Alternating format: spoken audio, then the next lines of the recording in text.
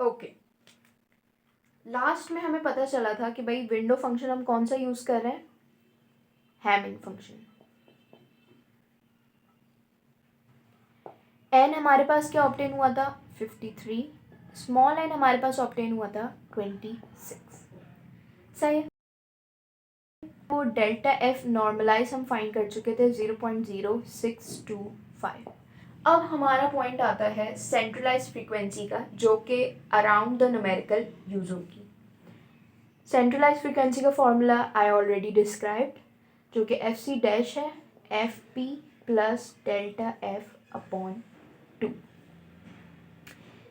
Always remember, इस फॉर्मूले के अंदर हमेशा अननॉर्मलाइज्ड, यानी जो कि हमें इस डेटा में गिवन थी वो वाली वैल्यूज़ यूज़ होती हैं। सही है भाई। एफ पी क्या है, 1.5 kilohertz plus delta F was given 0.5 divide by 2। इसका आंसर कैलकुलेट करते हैं। 1.5 प्लस 0.5 अपॉन 2, जो कि आया हमारे पास 1.75। अभी ये नॉर्मलाइज नहीं है, इसको हम नॉर्मलाइज करेंगे और फिर हम अपने न्यूमेरिकल के फॉर्मूलाज में यूज़ करेंगे। 1.75 क्या बताया था मैंने नॉर्मलाइज के लिए, डिवाइड बाय सैम्पलिंग फ्रीक्वेंसी, जो कि 8 किलोहर्ट्ज है। हम किलोहर्ट्ज नहीं यूज़ करेंगे। 0.875 ये हमारी एफ सी डैश आ गई। अच्छा भाई, मैंने लो पास के लिए 2 फॉर्मूलाज बताए थे, और हैमिंग के लिए हमें ऑलरेडी क्वेश्चन में गिवन होता है फॉर्मूला, वो होता है 0.54 plus 0.46 cos 2 pi small n upon capital N. ठीक है भाई। अब हमें जो है कैलकुलेशंस स्टार्ट करनी है, जो कि हमारी न्यूमेरिकल का मेन पॉइंट है। सबसे पहले हमें फाइंड करने होते हैं जो हमारा जो मेन अकम्पलिशमेंट होती है, वो होती है H D N multiply by omega N. H D N जो है वो लो पास फिल्टर के फॉर्मूला से ऑब्टेन होता है, और जो ओमेगा एन है वो हमारे विंडो फंक्शन के फॉर्मूले से ऑब्टेन होता है, जो कि ये रहा। सही है भाई। अब हम जो मेन हमारी कैलकुलेशन है हम वो स्टार्ट करते हैं। अब जो भी हमें कैलकुलेशन करनी होती है वो हमें n की वैल्यूज़ के हिसाब से करनी होती है। मीन्स हमें n जो है, हमें नंबर ऑफ कोफिशेंट्स कैलकुलेट करने होते हैं। हम कहाँ से कैलकुलेट करते हैं, n स्टार्ट होता है 0 से एंड एंड्स टू, फिलहाल हमारे न्यूमेरिकल के हिसाब से 226। ठीक है। अब हमें क्या करना है, सबसे पहले हमें for n is equal to 0 find करना है।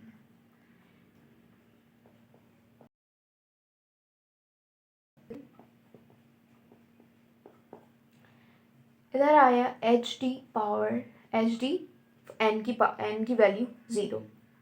हमारा क्या था, 2 dash is the centralized frequency normalized one. 2 multiplied by 0.21875 और इसका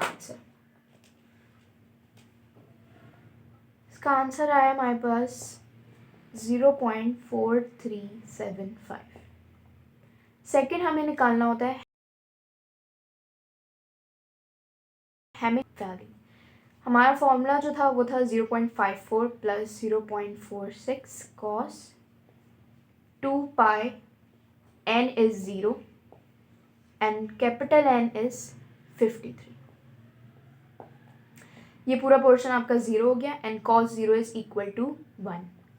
0.54 plus 0.461, your all together answer is 1। अब मैंने क्या बताया था कि एच एन जो हमारा मेन है, एच एन जो है वो कन्वर्ट हो जाएगा 0 में, and it is the product of this and this.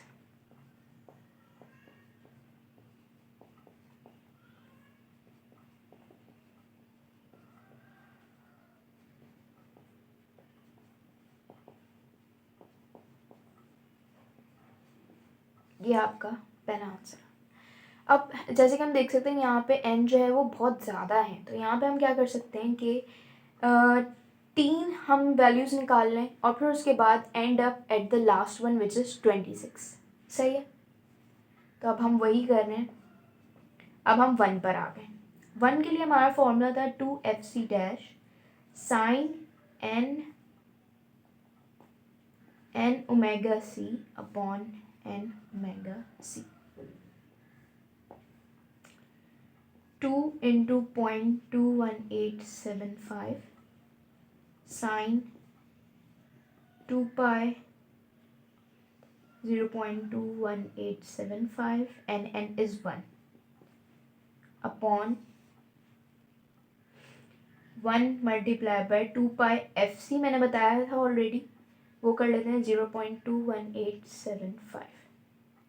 I am directly placing the answer.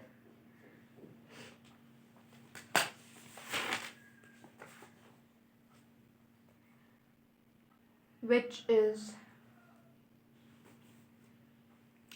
0.312। ठीक है, अब हम सेकंड पर आते हैं ओमेगा पर, जो कि हम विंडो फंक्शन का यूज़ करते हैं and it is 0.46 cos 2 pi n हमारा चेंज होके 1 हो गया और कैपिटल N हमारा ऐसे ही रहा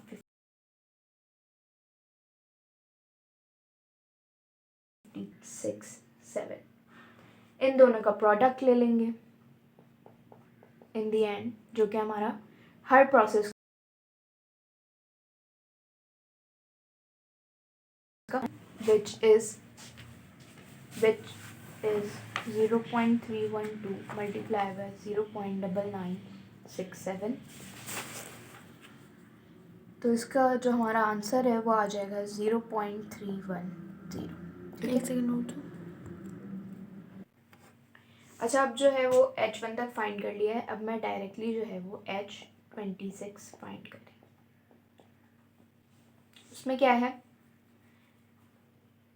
2fc dash sine n omega c upon n omega c। यहाँ पर 0.21875 साइन n क्या रिप्लेस हो जाएगा आपका 26 है और multiply by omega c 2 pi F C dash और फिर n क्या हो जाएगा आपका अगेन 26 और फिर 2 pi F C dash. All together आपका इसका आंसर आया -0.011305। अब हमने विंडो फंक्शन का फाइंड किया। विंडो फंक्शन में भी यही होगा कि आपकी वैल्यूज़ जो हैं वो रिप्लेस हो जाएंगी। cos 2 पाई n क्या है, यहाँ 1 था, यहाँ हो जाएगा 26 और कैपिटल N 53 रहेगा। इसका आंसर मेरे पास आया 0.0808। अब हम क्या करते हैं, लास्ट में प्रोडक्ट निकालते हैं HD26 का और W26 का। तो हमारे पास एक नेगेटिव वैल्यू ऑब्टेन होगी because of this one -9.135 exponent -4। तो हम इसको किस तरह लिख सकते हैं, H26 है तो इसको हम H भी लिख सकते हैं। ठीक है भाई।